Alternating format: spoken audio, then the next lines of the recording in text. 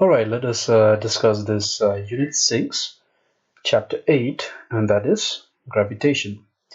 This particular topic is not a new thing for you. Okay, this is not a very new concept because you have been learning about this in your lower classes.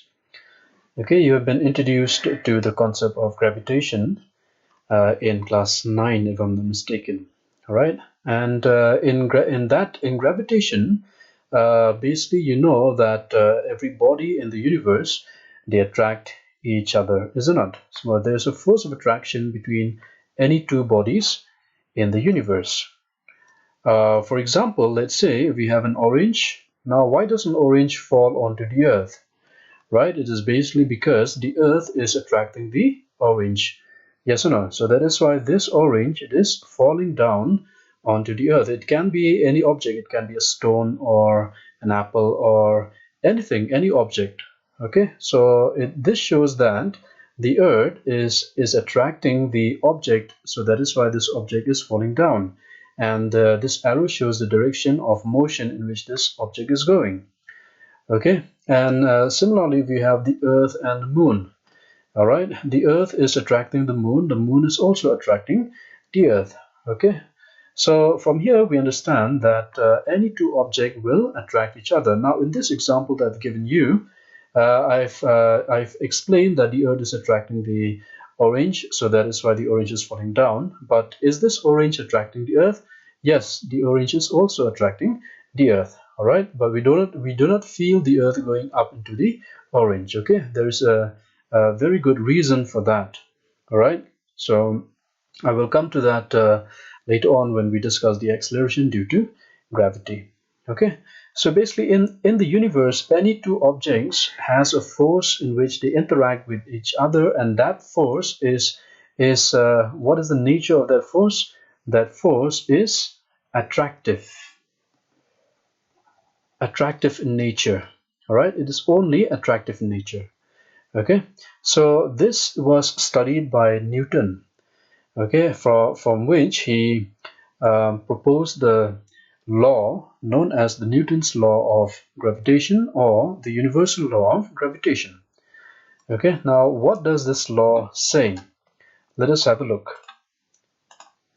Basically, this law says that every body in the universe attracts each other with a force that is directly proportional to the product of the masses of the two bodies and inversely proportional to the square of the distances between their centers. So let's say we have two bodies here, this yellow body of mass m1 and this blue body of mass m2. So these bodies will attract each other with a force F. Okay, so therefore this m2 is attracting this in that direction. This m1 is attracting m2 in that direction. And let r be the distances between the center of m1 and the center of m2. So according to this law, this force, first of all, is directly proportional to what? To the product of the masses. That means m1 into m2.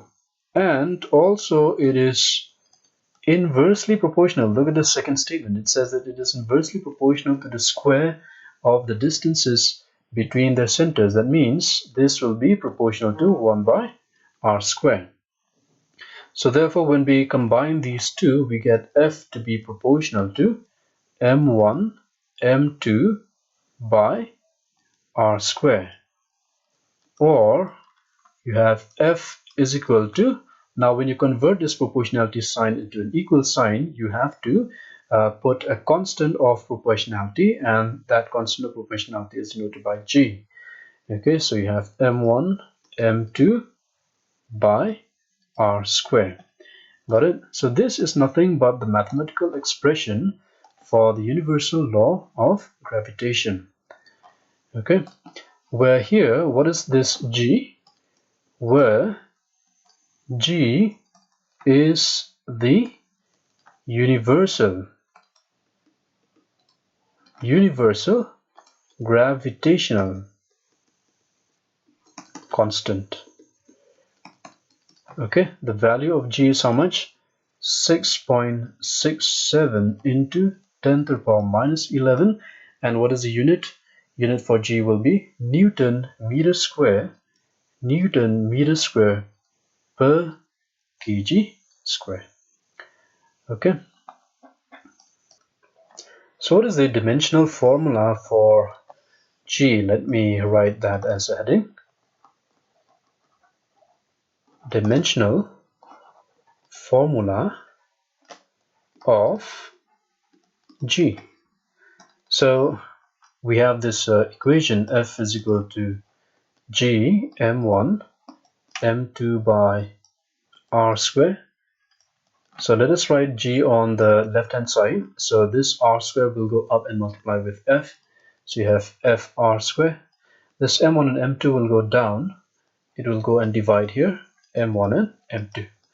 Okay, so therefore the dimensional formula for G, how do we write the dimensional formula? We put this inside of a square bracket. Now the dimensional formula for force is what? M L T minus 2. Okay, and r here is the distance, so therefore it will take L square, and the two masses m1 will be m, m2 also will be m. So I can cancel one m and one m from here. So if I take this m up, I will get m to the power minus 1. Then L with L square, I get L cube t to the power minus 2. So this is the dimensional formula for the gravitational constant. All right. Now this expression that we obtained just now, this is the scalar form of the universal law of gravitation. Let us discuss the vector form of the universal law of gravitation. Okay, so let us have again these two bodies, mass m1 and m2. Now what is F12? Let F12 be the force on m1 due to m2. F21,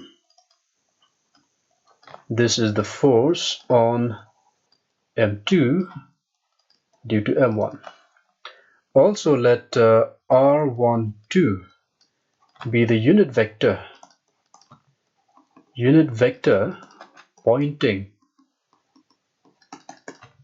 from the mass m1 to the mass m2. Similarly, R21 cap, that is the unit vector pointing from m2 to m1.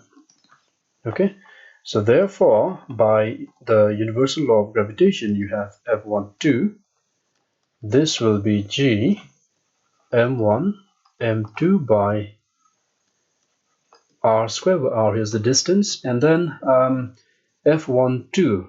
All right, this is written in vector form. You can see the bar sign out here. That's a vector form. So here I have to write one unit vector. Okay, unit vector, basically it is a vector that gives the direction of any quantity. Now if you look at this F12, what is the direction of F12? It is going in that direction. Yes or no? It is going in that direction. So from M1, it is seemed to be going to M2. That is the direction of F12. So therefore here we have to put one unit vector which is in the same direction as F12. That means pointing from M1 to M2. Which unit vector? This one. Okay, since R12 cap, it is a unit vector pointing from M1 to M2. So therefore I have to write R12 cap. All right, let's call this some equation 1. Similarly,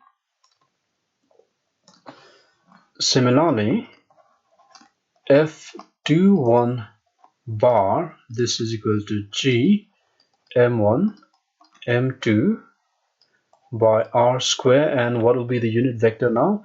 F21. Let us look at this diagram once again. This diagram F21, it is going in that direction. That means it is pointing from m1 to m2. So which unit vector? It is this unit vector R21, because this is also pointing in the same direction from m2 to m1. All right, same as the direction of this force F21. So therefore here we have to write R21 cap. Let's call this some equation 2. All right, so these two equations, the equation 1 and equation 2, gives the, okay, let me write this down here. Equation 1 and 2 gives the universal law of gravitation in vector form. Okay, now I want to discuss with you why this vector form is important. Importance of the vector form.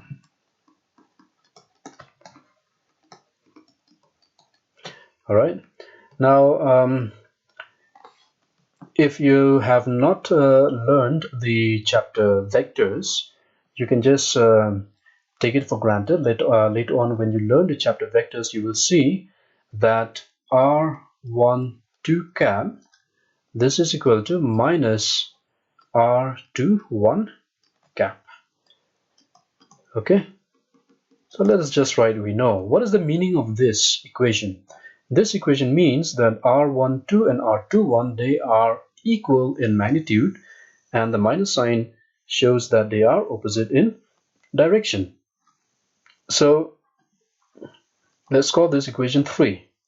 So therefore, instead of in this equation, r12, let us replace it with minus r21 cap. So therefore, equation 1 becomes what? Becomes f12 bar, this is equal to g m1 m2 by r square, and we replace it with minus f21 cap. Okay, so this implies f12 bar is equal to, let me put this minus, let me bring it in front. Okay, I can do that, right? I can put this minus right here in front. So I will get minus g m1 m2 by r square r21 cap. But only this part, what does this part equates to? This is equal to this part, is a null. So that is nothing but f21 bar. Okay, so therefore we have f12 bar is equal to minus of f21 bar. All right, so this is a very important result that we are getting out here. Now, what is the meaning of this equation? Let's call this equation 4. Okay, now what is the physical meaning of this equation 4? We are more interested in the physical meaning. So suppose, so if you have f12 bar is equal to minus of f21 bar, it can mean two things. One, that the forces are equal in magnitude, and opposite in directions. Okay, so that is the interpretation of this equation. So let us have a look at the all right, now let us go to the second interpretation. It also says that the two forces acts along the line joining the centers of the two masses, or of the two bodies. Okay, so two things: the forces are equal in magnitude, because you have an equal sign here, equal in magnitude, and opposite in direction. Now, how do we know that they are opposite in direction? Because of the minus sign. Okay, so that's one. Another thing, it says that the two forces acts along the line joining the centers of the two masses. Now let us have a look at the diagram again. So if you look at this diagram, not that, if you look at this diagram here, so isn't the two forces acting along this line? Yes or no? They are acting along that line, yes or no? And this line is nothing but a line joining the centers of the two masses. Understand? So that means this is the line of action of the two forces. Okay, so always the gravitational force will direct towards the center of the body or the center of the planet. Got it? And also these forces, if you look at the direction, this F12 is going that way, it is going to the right side, and F21 is going that way towards the left side. Isn't they opposite in direction? Of course they are opposite in direction. And another thing is these two forces are equal in magnitude. Okay, so that means the force with which this body is attracting this is same as the force with which this body is attracting this. All right, so for that reason, the vector form is more important than the scalar form. I'm not saying that the scalar form is not important. It is important, but the vector form is more important. Why? Because the vector form reveals these facts. Okay, so what is it? Two forces are equal in magnitude and opposite in direction, and the two forces act along the line joining the center of the two masses. Now, what does this mean? It means that suppose if you have again that orange, okay, imagine this to be the earth. Okay, let us put some color on the earth. Obviously the earth is not red. All right, so let that be the earth, and the orange is here. Let's put some color on the orange also. So when this orange is falling onto the earth, all right, when it is falling onto the earth, where is it going? Where is it going? This orange will be directed just towards the center. Okay, it will go like this. It will go like this. All right, it will go like this, and it seemed to be going towards the center of the earth. All right, it is going like this. It is directing towards the center. Okay, anywhere from any direction if the orange comes. All right, so let me draw the orange out here. Let's say this is the orange. You put some color in the orange. All right, and so here this one will be something like this. Okay, so again here this earth will be attracting the orange in that direction, and this orange seem to be going towards the center of the earth. Is this clear now? So any object which is falling is always directed towards the center of that planet. Is it clear? So this is the universal law of gravitation.